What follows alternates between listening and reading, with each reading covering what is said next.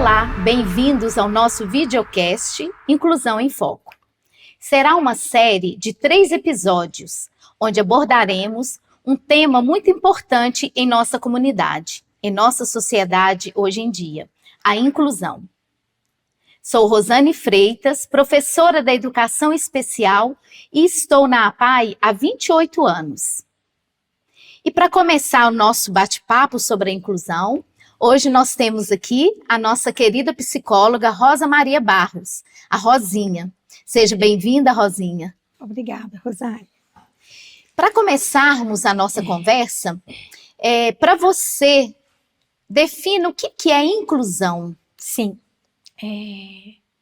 Quando a gente vai pensar no contexto de inclusão, eu gosto de referenciar o oposto dessa inclusão, que seria o ser excluído, né? Nós temos hoje na sociedade alguns segmentos que passam por essa luta por inclusão. A pessoa com deficiência é um deles, né? A causa que nós trabalhamos, que nós defendemos, né?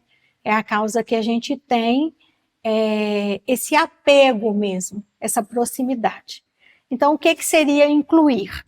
Seria inserir de forma real essas pessoas num contexto social amplo, né? Quando eu falo isso, eu falo de inserção, seja na escola, seja no lazer, né? No mundo do trabalho, quando eles são adultos já. Então, seria uma inserção real e ampla. Isso, para mim, é realmente um processo de inclusão, né? Não é a pessoa com deficiência estar no lugar que é considerado um lugar inclusivo, mas é ela estar sendo realmente incluída, fazendo a função dela, né, dentro daquilo que é a proposta, né, dentro daquilo que ela se propõe.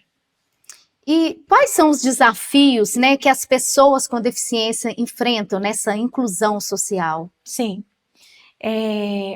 O primeiro desafio é a questão do preconceito, né? A gente considera o preconceito como um ato de julgamento, como se a pessoa, sem conhecer, falasse da outra, né, com conhecimento de causa.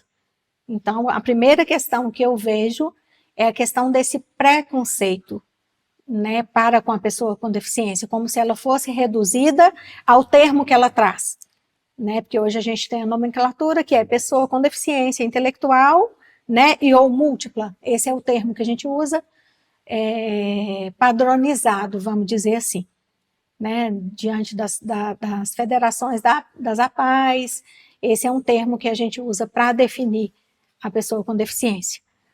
E quais que são os desafios que essa pessoa enfrenta? Então, primeira coisa é vencer esse preconceito, né? Quebrar esse paradigma de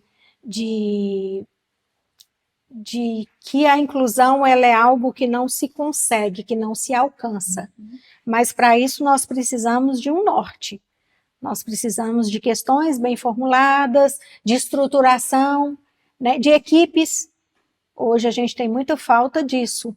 Existem muitas equipes, mas às vezes falta a rede funcionando, fazendo as equipes funcionarem para prestar tal serviço, tal atendimento, por exemplo, para a pessoa com deficiência, para facilitar essa inserção, né, essa inserção social.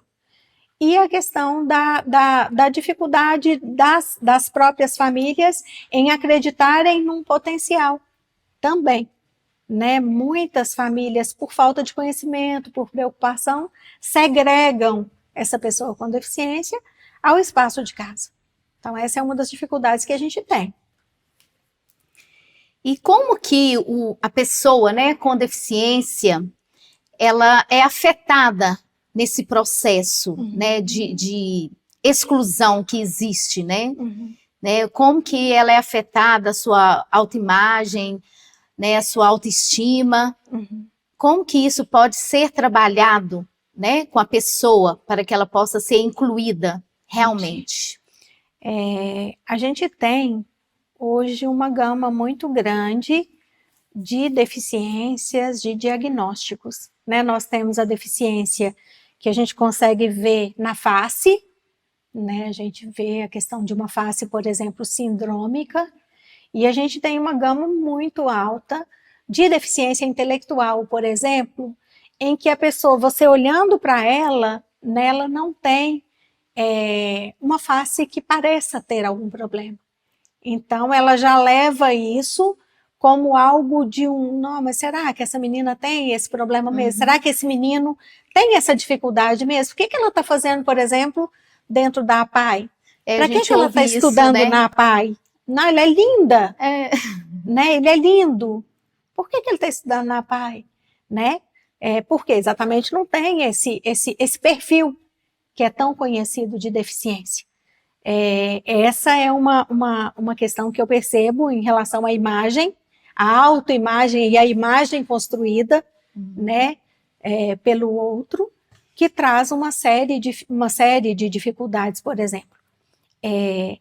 Com o aluno, com o paciente, com o usuário, a gente tem várias nomenclaturas, porque, na verdade, a gente tem a saúde, a educação e a assistência. Hoje a gente funciona um trabalho que ele é integrado, aqui na APAE mesmo nós temos esse trabalho com os outros profissionais, e aí a visão é muito diferente. A psicologia, a função da psicologia, por exemplo, é trabalhar na estruturação dessa autoestima, né? Dessa imagem, que é uma imagem que nós temos uma imagem que é construída e temos a imagem que ele percebe, que é a imagem real. Então, nosso trabalho ele é meio que de formiguinha mesmo, né? De ir devagarinho, de ir comendo pelas beiradas, para a gente conseguir potencializar a pessoa com deficiência para ela se inserir, né? Ela precisa ter essa autoconfiança, ela precisa ter esse manejo de lidar com essas questões, se a gente for pensar na pessoa com deficiência adulta, por exemplo. Isso. Né? E a família, você já, né, falou dos desafios da família, como que eles podem, né, oferecer esse suporte psicológico para a pessoa com deficiência nessa inclusão? Sim. Qual que é o papel, né, da família nisso tudo? A família, na verdade, é o ponto essencial que nós precisamos de trabalho. A gente costuma fazer esse trabalho, ou tenta pelo menos, porque a gente precisaria de muito tempo, né? E tempo, quando eu falo, são horas trabalhadas mesmo, disponibilidade para a gente estar fazendo esse trabalho mais próximo com essas famílias. Mas a função da família, ela é essencial, porque, por exemplo, eu posso trabalhar com a criança aqui, a fono trabalha, a físio, os especialistas que tiverem.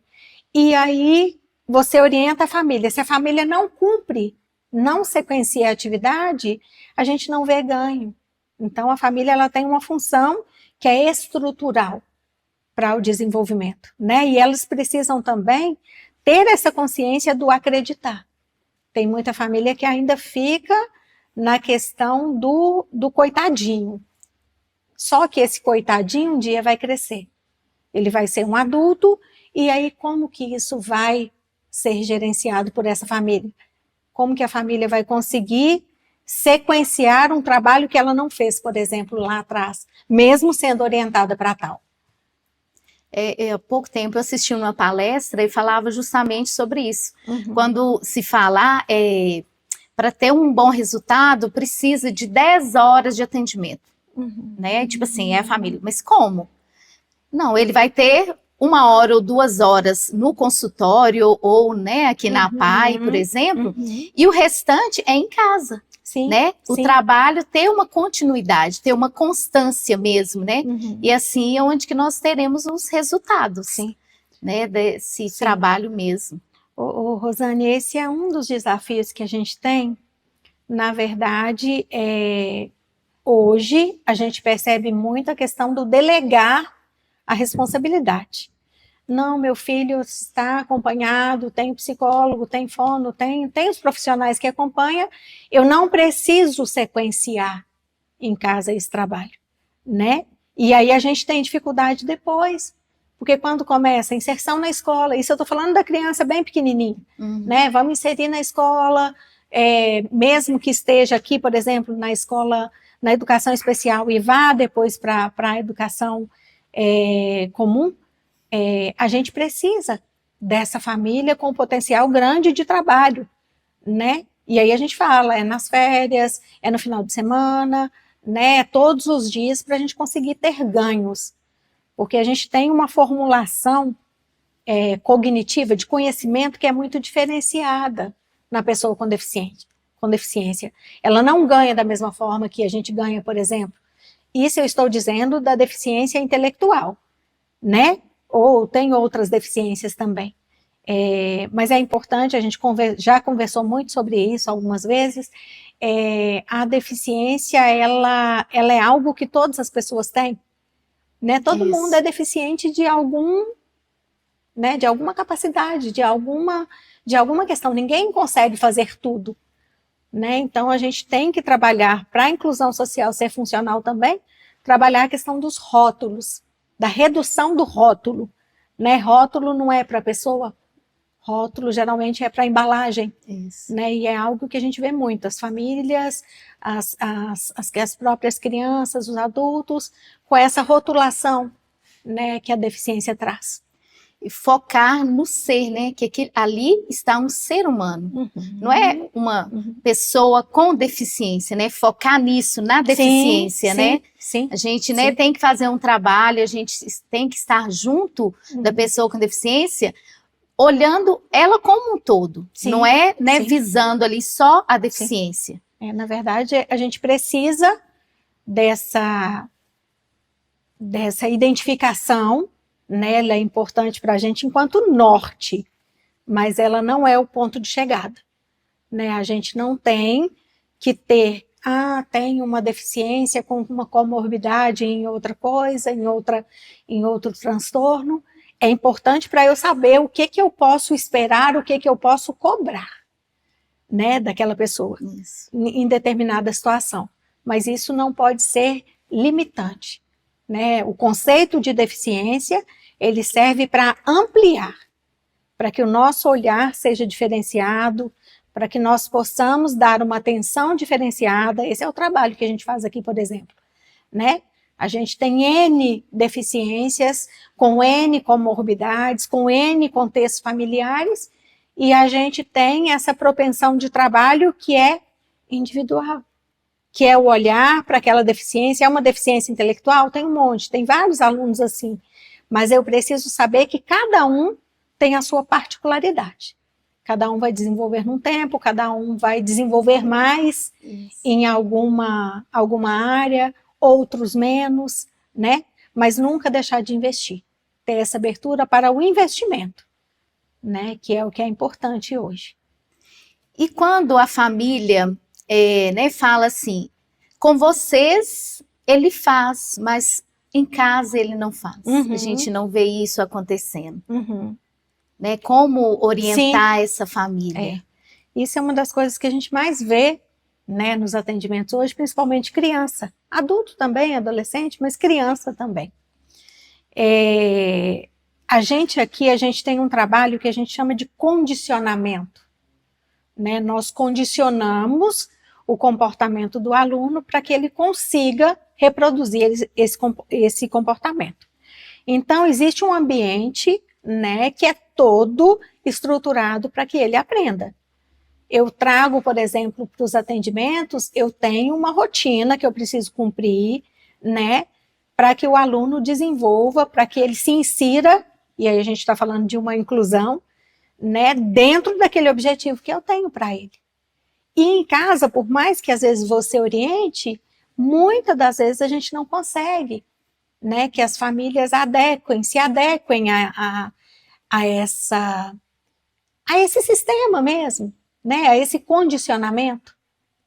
Claro que é algo que é difícil de fazer, que precisa de tempo, né, que requer paciência, habilidade, né, mas é algo que a gente está disposto e faz também, né, de sentar com a família, de orientar, de mostrar como se brinca, por exemplo, com um brinquedo, a criança, às vezes, com deficiência, ela não sabe manusear um brinquedo tal, por exemplo, né? E aí você vai ensinar para aquela criança como fazer e criar para ela essa rotina estabelecida. Primeiro isso, depois finaliza. Né? Algo que a gente precisa muito trabalhar e muito ter, passar essa consciência para as crianças e para todo mundo, para adolescente, todo mundo precisa concluir, né? É essencial que se conclua determinada atividade para que se tenha ganhos cognitivos, sociais mesmo. Não, com certeza. E quando as questões que me veio aqui, a questão do comportamento do filho perto dos pais, né? Que é um comportamento, muitas vezes, que a gente vê diferenciado. Sim. Que normalmente, né, filhos, ditos normais, também, né, a gente vê isso. Sim. Né? Mas aí quando isso acontece, né, desse comportamento diferenciado perto dos pais, aí a gente pensa assim, se valeu a pena, o nosso trabalho está funcionando. Tem essa questão, né? A gente vê isso também, tem às vezes as frustrações, né? Da gente fazer um trabalho e ver que a família não faz esse trabalho, não dá continuidade a esse trabalho, né? Eu falo que precisa muito de um direcionamento, né? Por que na terapia, por que no atendimento o comportamento é luxo, né? Ótimo, respeitoso, sem crise, né? E quando está com a família é, às vezes, desastroso. A gente tem a questão, né, da proximidade. Quanto mais próxima eu sou de alguém, mais confiança eu tenho e mais me mostrar da forma como eu sou, por exemplo, eu posso. Né? Isso é um fator. A pessoa com deficiência ela não foge dessa regra. Né? Então, muitas das vezes tem isso e tem a falta, às vezes, de um limite delimitado. Né? O não, ele precisa ser dito. Ele precisa ser trabalhado para que eu consiga expandir e pensar até num processo, vamos pensar em termos de escola, num processo de inserção, né, de inclusão, e aí eu chamaria de inclusão, né, numa escola comum, por exemplo, né, a criança que já tem uma competência de saber se comportar de forma adequada, de saber lidar com as situações de forma adequada. Vão ter dificuldades? Vão, assim como tem para as pessoas que não têm deficiência, né? Mas ter uma capacidade de adequação, né? Que a gente vem trabalhando, que é trabalhado na clínica, que é ensinado para as famílias. Hoje a gente trabalha muito, Rosane, você participa junto com a gente trabalha muito próximo. O professor com os especialistas, com os pais, né? No intuito de que, olha, não é assim que faz, é assim que funciona. E aí se dê sequência. Eu acho que esse é o principal objetivo que a gente tem quando a gente pensa no trabalho com a família, no sentido de incluir. E muitas vezes, né, a gente vê a cara surpresa, né, dos pais quando a gente conta, né, que o filho dele fez isso dentro da sala, como ele fez, como ele desenvolveu. Sim. Até mesmo para essa questão do acreditar, né? Nele. A gente tem pais, por exemplo, que assim, o sonho é que o filho leia, mas na verdade eles não acreditam que ele vá conseguir ler, né? E muitas vezes essa criança ela lê aqui primeiro, né? A gente sabe primeiro que a criança lê e depois ou a gente conta ou eles soltam uma leitura, por exemplo, em casa e a família fica sabendo, né? Porque, por exemplo, a gente faz questão de manter esse vínculo através de atividades, né? Você sabe disso, essa orientação para as famílias participarem em casa, mas nem sempre é tão funcional. Se é difícil seguir a orientação de um especialista, né, com questões que vão melhorar o seu filho, imagina você sentar, fazer atividade escrita, focar na leitura, né? A gente tem hoje também a questão da tecnologia, que é muito sedutora, e que muitas vezes o pai prefere colocar o telefone na mão do filho do que colocar o livro, né?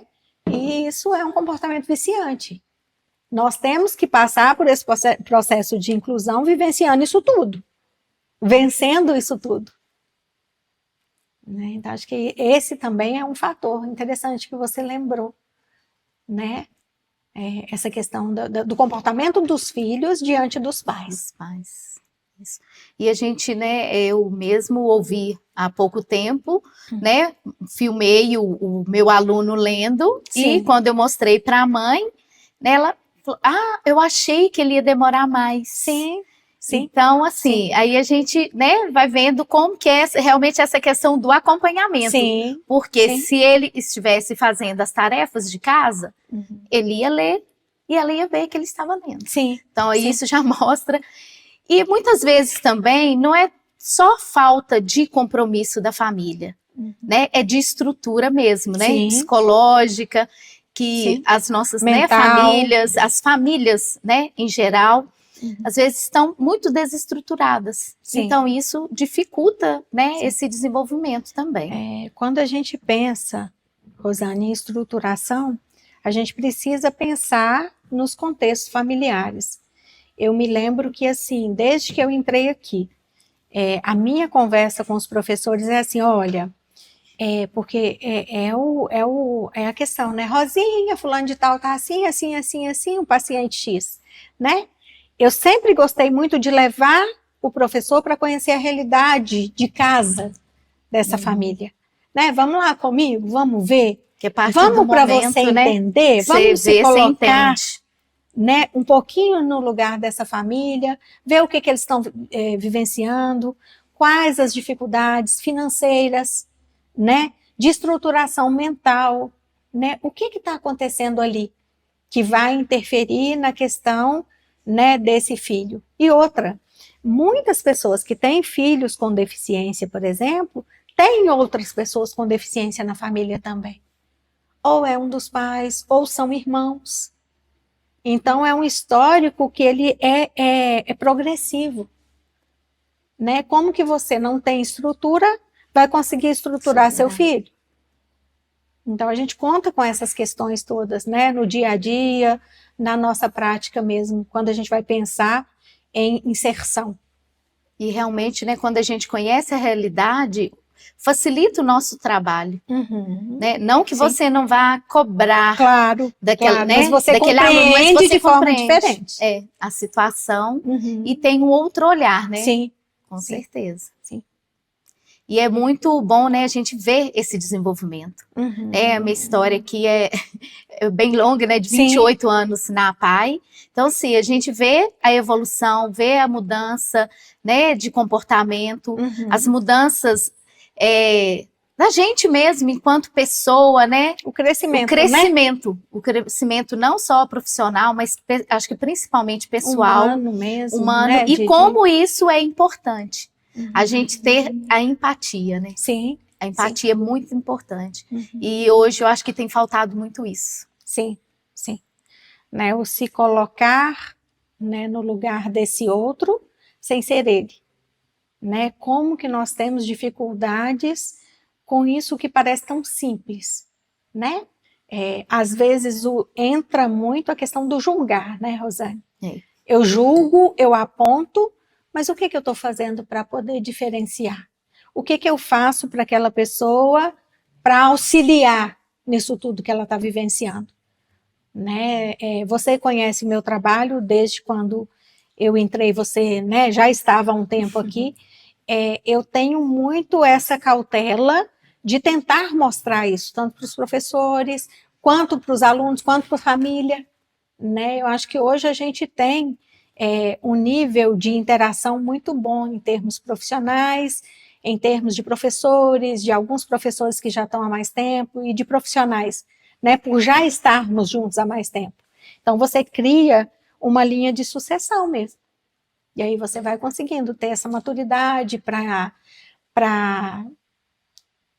sei lá, para perceber, né? Por exemplo, que o professor também, ele tem as dificuldades, ele frustra, o psicólogo frustra, todo mundo frustra, é humano, o aluno, a família, né? As expectativas que são depositadas, né, vão fazer valer no nível de frustração também. Se eu espero muito, pode ser que eu me frustre muito, né? Agora, se eu não espero, a frustração é proporcional.